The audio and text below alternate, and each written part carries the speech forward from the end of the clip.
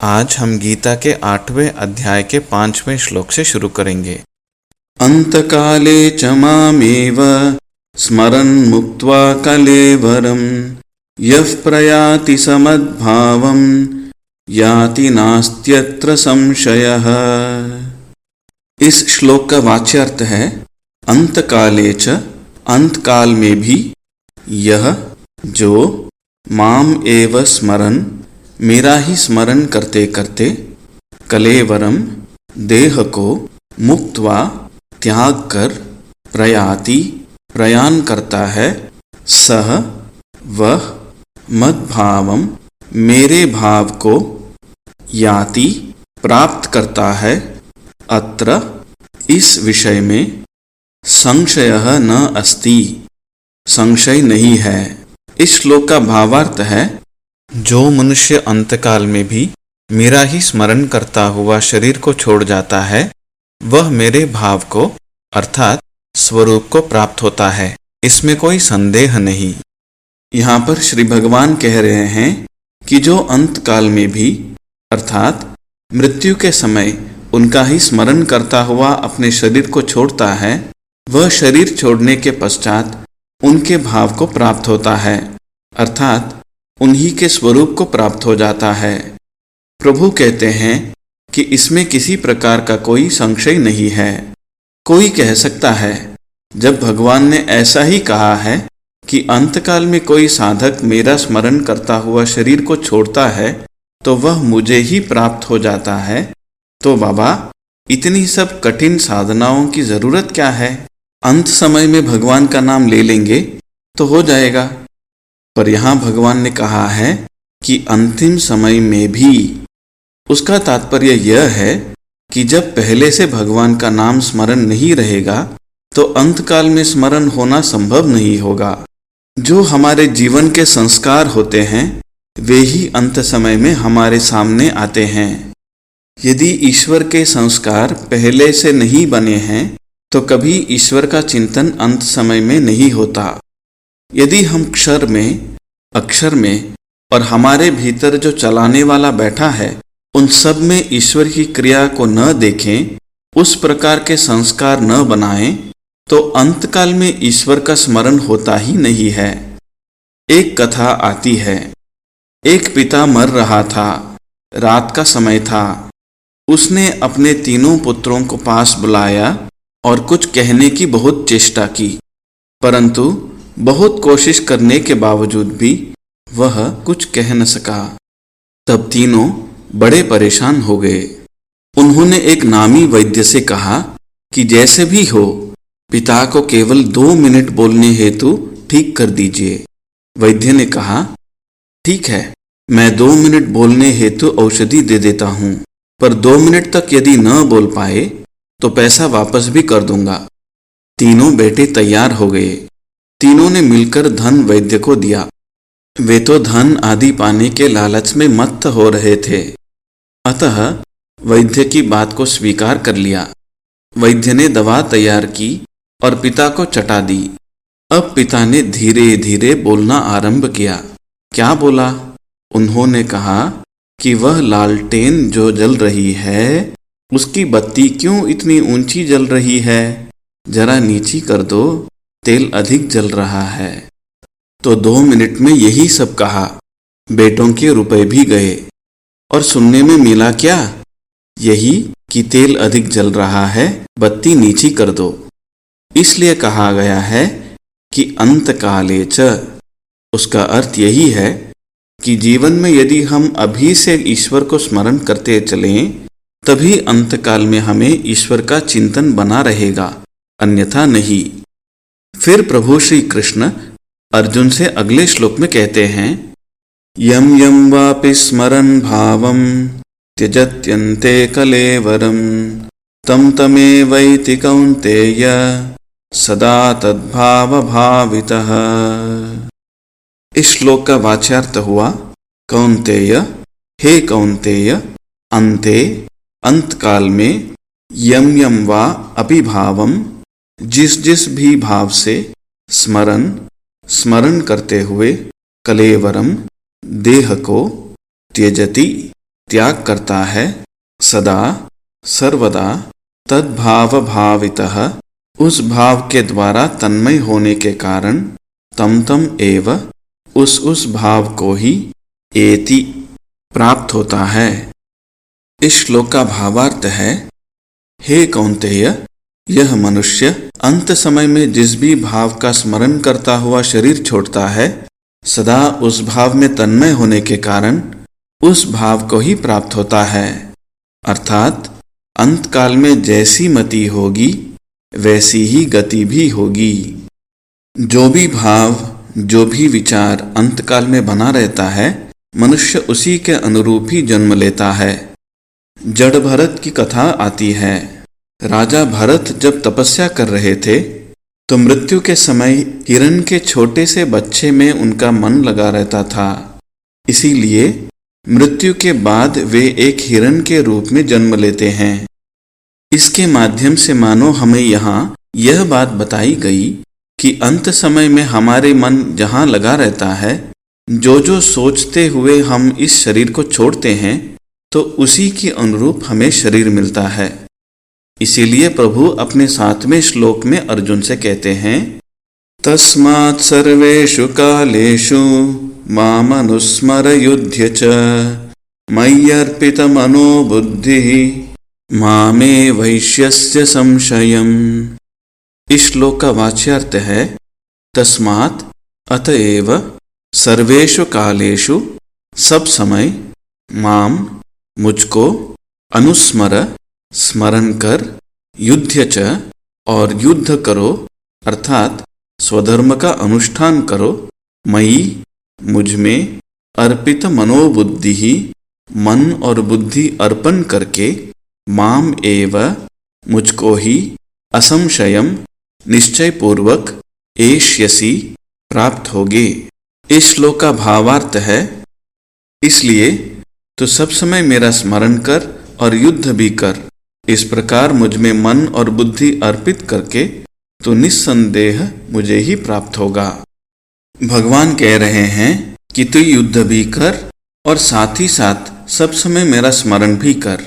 तेरा मन, तेरी बुद्धि मुझको अर्पित हो जाएगी और तू मुझे ही प्राप्त होगा। भगवान यह नहीं कहते हैं कि मुझे प्राप्त करने के लिए तू युद्ध छोड़ दे। जैसे अर्जुन के सामने महाभारत का युद्ध था, हमारे सामने भी युद्ध है। हम भी छोटा मोटा महाभारत युद्ध लड़ रहे हैं। हमारे अंदर भी सत और असत प्रवृत्तियों का युद्ध चला हुआ है। ये हमारे भीतर पांडव और कौरव दल हैं। हमें सतत अपने मन और इंद्रियों से लड़ना पड़ता है। अर्जुन के लिए वह युद्ध था, हमारे लिए भी युद्ध है। अर्जुन का युद्ध भिन्न प्रकार का था, हमारा युद्ध भिन्न प्रकार का हो सकता है। पर ऐसा कौन सा व्यक्ति है जिसके सिर पर इस महाभारत युद्ध का बोझा नहीं है? हर व्यक्ति के अंतःकरण में यह युद्ध तो चल ही रहा है। भगवान कहते हैं कि तू संग्राम कर, संसार में रहकर तू कर्तव्य कर्म का अनुष्ठान कर और सतत मेरा स्मरण करता रह। क्या होगा उससे? उससे तेरी बुद्धि, तेरा मन मुझ में अर्पित हो जाएंगे और तू मुझे ही प्राप्त करेगा। अब 8वें श्लोक में बताते हैं कि इस तरह अभ्यास और एकाग्र चित्त के द्वारा उस परम पुरुष की प्राप्ति होती है। अभ्यास योग युक्तेन चेतसा नान्यगामिना परमं पुरुषं दिव्यं याति पार्थानुचिन्तयन्। इस श्लोक का वाच्यार्थ है, पार्थ, हे पार्थ, अभ्यास योग युक्तेन, परमेश्वर के पुनः पुनः ध्यान और स्मरण रूप योग से युक्त होकर, न अन्यगामिना, दूसरी ओर न जाने वाले, चेतसा, चित्त से, अनुचिंतयन, चिंतन करते करते, दिव्यम परमम पुरुषम, दिव्य परम पुरुष को, याति, प्राप्त होता है। इस श्लोक का भावार्थ है, हे पार्थ, अभ्यास रूप योग से युक्त, अन्यत्र कहीं न जाने वाले चित्त के द्वारा चिंतन करता हुआ मनुष्य दिव्य परम पुरुष को प्राप्त होता है। अभ्यास योग का मतलब क्या है? बार बार मन भगवान में लगाना। हम दुनिया के काम में लगे हैं, और हमारे मन में ईश्वर का चिंतन रुक गया। फिर हमें बोध आया, अरे मैंने ईश्वर स्मरण खो दिया। तो फिर से मन को प्रभु में लाकर स्थापित करें। हमारा मन फिर भागे तो उसे पुनः लाकर ईश्वर में स्थापित करना, इसी को अभ्यास योग कहते हैं। श्री रामकृष्ण इस विषय में बहुत ही सरल सा एक दृष्टांत दिया करते थे, जो हमारे गांवों में अक्सर देखा जाता है।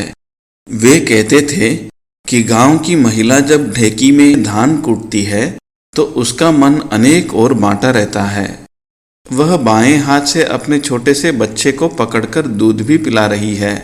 ग्राहक आता है तो उससे वह मोल भाव भी करती है और उससे बकाया रुपया देने को कहती है।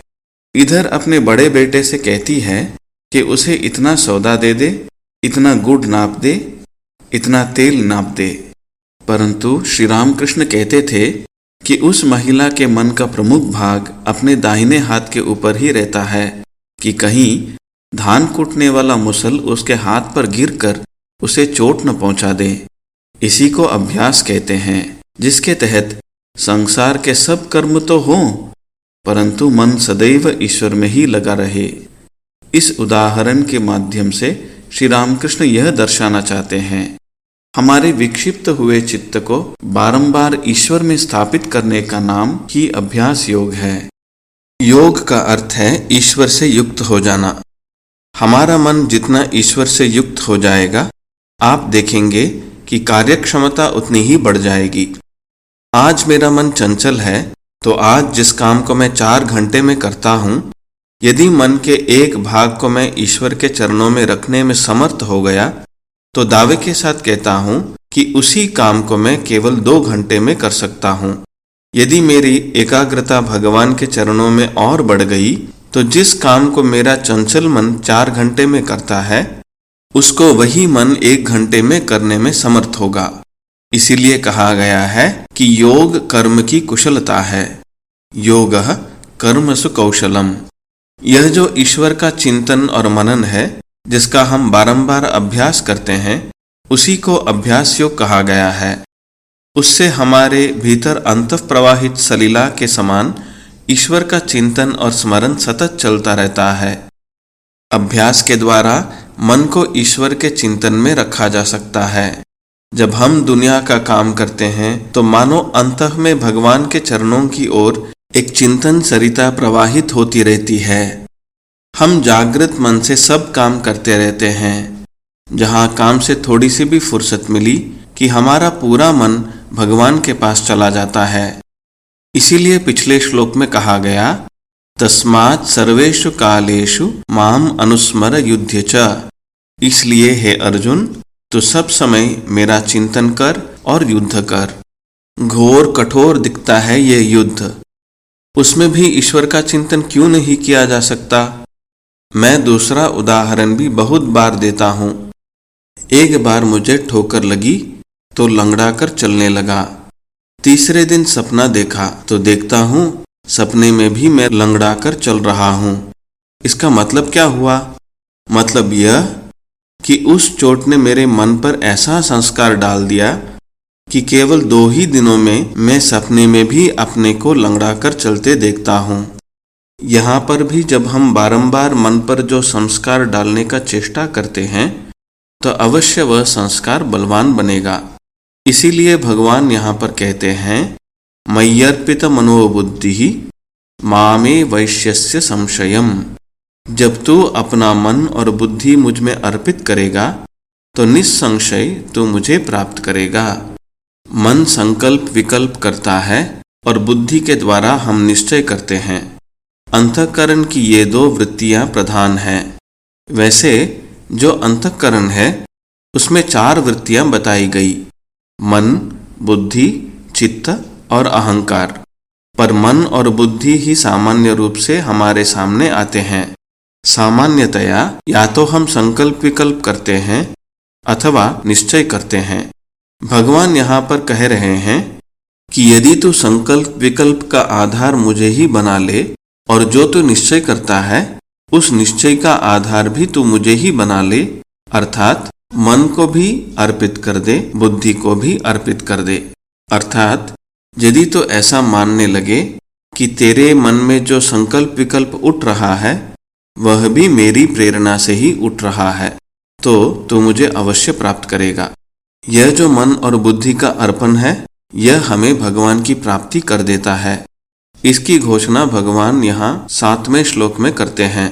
8वें श्लोक में प्रभु कहते हैं कि हे पार्थ, अभ्यास योग के द्वारा अनुचिंतन करके उस चित्त के द्वारा जो कहीं दूसरी ओर नहीं जाता है, अर्थात बारंबार चिंतन करके वह परम दिव्य पुरुष को प्राप्त करता है। यह दिव्य पुरुष कौन है? तो यहाँ पर दिव्य पुरुष के संबंध में 3 प्रकार के लक्षण हमारे समक्ष आते हैं।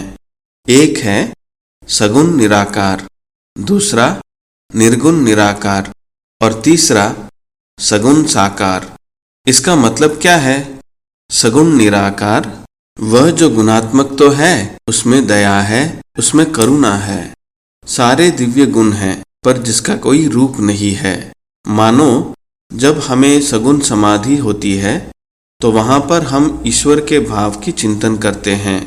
वहाँ ईश्वर का कोई रूप नहीं होता है। यदि रूप होता है तो वह दिव्य होता है, तेजस होता है, तेजोमय होता है, ज्योतिर्मय होता है। ऐसे साधक होते हैं जिनको ईश्वर की किसी अन्य रूप की आवश्यकता नहीं होती। वे ईश्वर के केवल दिव्य रूप का ही चिंतन करते हैं। मानो इनके लिए ईश्वर कैसा है? वह दिव्य ज्योति युक्त हैं, दिव्य आभा से युक्त हैं। वे किस प्रकार चिंतन करते हैं? वे अपने हृदय देश में एक ज्योति बिंब का कल्पना करते हैं, ज्योति बिंब का ध्यान करते हैं। ज्योति बिंब का ध्यान करते करते वे यह देखते हैं कि वह बिंब धीरे धीरे आकार में बढ़ रहा है और बढ़ते बढ़ते उसने सारे शरीर को छा लिया। सारे शरीर को छाने के बाद वह ज्योति बिंदु और भी बड़े आकार का होकर शरीर के बाहर निकल रहा है। फिर उस ज्योति बिंदु ने धीरे धीरे समग्र संसार को व्याप्त कर लिया है। वह विश्वाकार हो गया है। जहाँ भी दृष्टि जाती है वहाँ एक ज्योति ही ज्योति दृष्टिगोचर होती है। यह सगुण निराकार का चिंतन है। इसका मतलब यह हुआ वह ईश्वर को गुण वाला मानता है। ईश्वर कैसे हैं? वे बड़े दयालु हैं, वे अत्यंत करुणाशील हैं। उनके अंदर दया कूट कूट कर भरी हुई है। वे कृपा के सागर हैं। मानो इन सब गुणों का चिंतन भी चलता है, पर उसके किसी रूप पर आसक्ति नहीं होती। अगर उसका कोई रूप है तो वह अरूप रूप है। इसका कोई आकार नहीं। इसका कोई आकार है तो निराकार आकार है। यह एक प्रकार का ईश्वर का ध्यान है। दूसरा जो ईश्वर का ध्यान बताया गया, जिसको परम गति कही गई तथा जिसकी चर्चा 10वें श्लोक में की गई है, उसके संबंध में कहा गया कि निराकार ही वह अव्यक्त रूप है। वहाँ पर कोई रूप नहीं है, पर धीरे धीरे साधक मन बुद्धि के पार एक ऐसी अवस्था में पहुँचता है जिसको अमनी मन कहते हैं, जिसको चौथा अवस्था के नाम से निर्देशित किया गया। हमारे उपनिषदों में मांडुक्य उपनिषद कहता है, प्रपंचोपशमं शांतम शिवम अद्वैतम चतुर्थम मन्यते स आत्मा स विज्ञेयः। जिस समय प्रपंच का उपशम हो जाता है उस समय वह शिव की अवस्था होती है, अद्वैत की अवस्था होती है। वह चौथी अवस्था है और उस चौथी अवस्था को तुरीय अवस्था के नाम से भी पुकारते हैं, जहाँ पर मन मानो अपने को ही छलांग मारकर पार कर जाता है। मैंने कई बार लिंकन बार्नट का उदाहरण दिया है। वे एक वैज्ञानिक थे, विज्ञान पर कॉलम लिखा करते थे। उन्होंने एक छोटी सी पुस्तक लिखी, the universe and doctor Einstein. उस पुस्तक में वे एक स्थान पर कहते हैं, the man has a unique capacity to transcend himself and perceive himself in the act of perception. अर्थात मनुष्य में अपने को लांघकर अपने को देखने की एक अपूर्व क्षमता है। इसको हम साक्षी भाव कहते हैं। मनुष्य अपने को कैसे लांघेगा, अपने मन को कैसे पार करेगा? यह विद्या विज्ञान के पास तो नहीं है, यह विद्या है वेदांत के पास। यहाँ पर यह बताया गया है कि मनुष्य अपने मन को भी कैसे पार करे। मन को पार करने की विद्या, जिस समय मन अमनी हो जाता है, उस विद्या को बताया गया। मानो मन कहे पर मन तो नहीं है, पर मन के समान ही लगता है, इसीलिए उसको अमनी मन कह दिया। अर्थात मन तो है पर अमनी मन है। हमने वेदांत के क्षेत्र में ब्रह्म के संबंध में कहा था, जो सूक्ष्म से भी सूक्ष्म है, जिसका वाणी के सहारे वर्णन नहीं हो सकता, जिसको मन चिंतन का विषय बना नहीं सकता, ऐसा जो ब्रह्म है उसका निरूपण कैसे हो? शब्दों से निरूपण बड़ा कठिन है। इसीलिए हम देखेंगे कि विरोधी गुणों के द्वारा युक्त कर ब्रह्म का निर्वचन किया गया है। हम ईशावास्योपनिषद में पढ़ते हैं, जहाँ बिल्कुल विरोधी गुण आत्मा पर लगा दिए गए हैं। आत्मा और ब्रह्म ये समान अर्थी हैं। उसी तत्व को जब समष्टि के संदर्भ में देखते हैं तो हम कहते हैं ब्रह्म, और जब व्यष्टि के संदर्भ में देखते हैं तो उसे कहते हैं आत्मा। आत्मा और ब्रह्म में तत्वतः कोई भेद नहीं है, केवल व्यष्टि और समष्टि के संदर्भ का भेद है। ईशावास्योपनिषद के 5वें मंत्र में आत्मा के संबंध में कहा है, तदेजति तन्नेजति तद्दूरे तद्वंतिके तदंतरस्य सर्वस्य तदु सर्वस्यास्य बाह्यतः। वह हिलता भी है और नहीं भी हिलता, वह कंपनशील भी है और अकंपनशील भी, वह बहुत दूर है और वह बहुत समीप भी है, वह सबके अंदर है और वह सबके बाहर है। ये तो सब विरोधी गुण हैं। विरोधी गुणों से युक्त करके बताया गया, जिसे अंग्रेजी में कहते हैं प्रोसेस ऑफ डायलेक्टिक्स, वैतर्किक प्रणाली। वेदांत की भाषा में, न्याय की भाषा में इस वैतर्किक प्रणाली के माध्यम से इस गूढ़ विषय को सामने रखने की चेष्टा की गई। विज्ञान के क्षेत्र में भी यह वैतर्किक प्रणाली होती है। जैसे इलेक्ट्रॉन वेव है या पार्टिकल है, इसके संबंध में वैज्ञानिक आज तक एक मत नहीं हो सके हैं, क्योंकि इलेक्ट्रॉन का वर्तन कभी कणात्मक है, पार्टिकल के समान है, और कभी तरंगात्मक है, वेव के समान है। तो उन्होंने देखा कि इलेक्ट्रॉन का वर्तन दोनों ही प्रकार का है। इसलिए एक नया शब्द उन्होंने गढ़ दिया कि इलेक्ट्रॉन का वर्तन किस प्रकार से होता है, वेविकल के समान।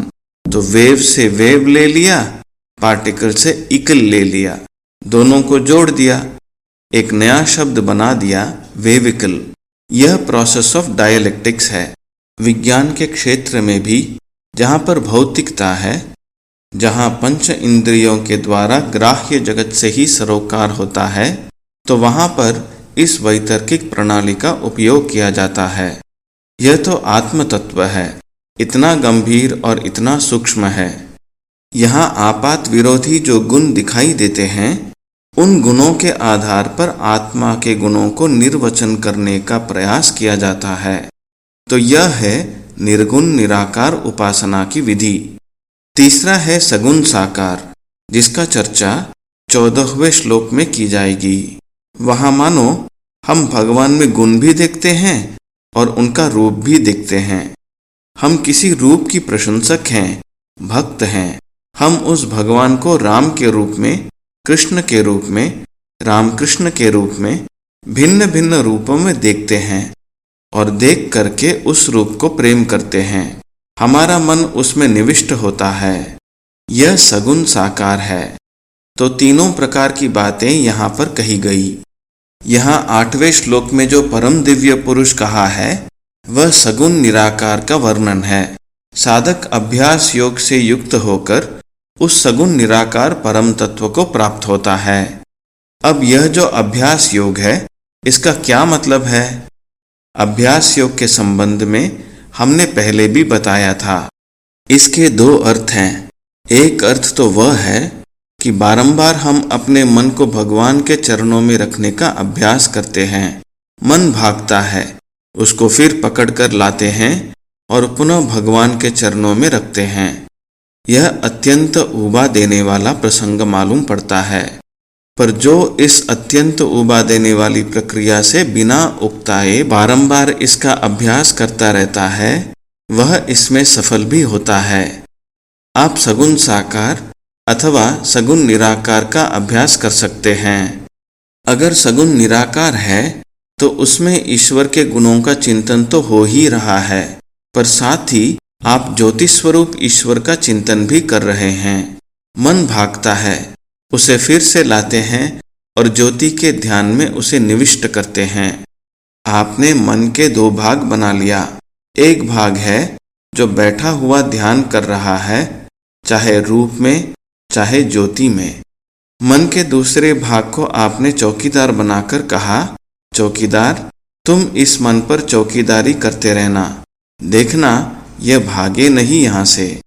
हम देखते हैं कि थोड़ी देर बाद ये दोनों ही भाग जाते हैं। चौकीदार भी भाग गया और जो ध्यान कर रहा था वह भी भाग गया। बाद में चौकीदार को स्मरण होता है कि अरे, मैं तो वहां चौकसी करने के लिए बैठा था और ये तो मुझे भगा कर ले गया। वह फिर पकड़ कर लाता है और दोनों थोड़ी देर फिर बैठते हैं, पर 2 क्षण बाद फिर से भाग जाते हैं। यह प्रक्रिया अत्यंत उबाऊ मालूम पड़ती है, पर जब हम बारंबार इसका अभ्यास करते हैं तब क्या होता है? अभ्यास करने से हम यह देखते हैं कि मन के भागने की तीव्रता और अवधि कम हो जाती है। यह अभ्यास योग का पहला तात्पर्य है। जिस अभ्यास के द्वारा हम मन को सांसारिक विषयों से रमने या आसक्त होने न देकर ईश्वर के श्री चरणों में निविष्ट कर सकें, वही अभ्यास योग है। इस अभ्यास योग के द्वारा हम उस अवधि को बढ़ाने का चेष्टा करते हैं जिसके तहत हम अधिक से अधिक समय तक के लिए अपने मन को सांसारिक विषयों से उपरत करके प्रभु में मग्न करने की चेष्टा करते हैं। दूसरा अभ्यास योग है जिसे राजयोग का अभ्यास योग कहा जाता है। इसके अंतर्गत आते हैं अष्टांग योग, जैसे यम, नियम, आसन, प्राणायाम, प्रत्याहार, धारणा, ध्यान और समाधि। समाधि तो हमारा लक्ष्य है, पर इसके पहले 7 अन्य सोपान हैं जो हमें समाधि में ले जाते हैं। इन 7 सोपानों का जो अभ्यास है, उस अभ्यास को भी अभ्यास योग कहा गया है। जो ध्यान करेगा वह क्या करेगा? इन नियम नियमों आदि का पालन करेगा, फिर आसन में बैठेगा। आसन का मतलब जहाँ पर हम सुखासन में बैठ सके। अभी जब हम बैठते हैं तो जल्दी जल्दी आसन बदलते हैं, पैर दर्द देने लगते हैं, हमें अड़चन होने लगती है, हमें असुविधा होने लगती है। हम 10 मिनट बैठ नहीं पाते हैं कि शरीर में हलचल उत्पन्न होने लगती है और हम आसन बदल देते हैं। आसन का मतलब यह है कि हम एक ही आसन में अपने को अधिक देर तक रख सकें। हम सुखपूर्वक जिस आसन में अधिक देर तक बैठे रह सकते हैं उसको आसन कहा गया है। वह भी अभ्यास के द्वारा संभव होता है। फिर प्राणायाम का अभ्यास आता है। उसके बाद प्रत्याहार। प्रत्याहार का अर्थ क्या होता है? अपनी इंद्रियों को विषयों से वापस लौटाना, भीतर की ओर मोड़ना। जो इंद्रियां सदैव बाहर की ओर जाने के लिए प्रस्तुत रहती हैं, उन्हें भीतर की ओर मोड़ देना ही प्रत्याहार कहलाता है। उसी प्रकार धारणा और ध्यान में 7 सोपान हैं जो अंततो गत्वा उस 8वें लक्ष्य समाधि में समाहित हो जाते हैं। यही राजयोग का अष्टांग योग साधन है। यहाँ प्रभु कहते हैं, इस अभ्यास योग के द्वारा अन्य किसी दूसरी जगह नहीं जाने वाला चित्त के द्वारा हर समय अनुचिंतन करते हुए, स्मरण करते हुए साधक उस दिव्य परम पुरुष को प्राप्त हो जाता है। अब परम दिव्य पुरुष कैसा है, उसका वर्णन इसके बाद के श्लोक में बताया गया है।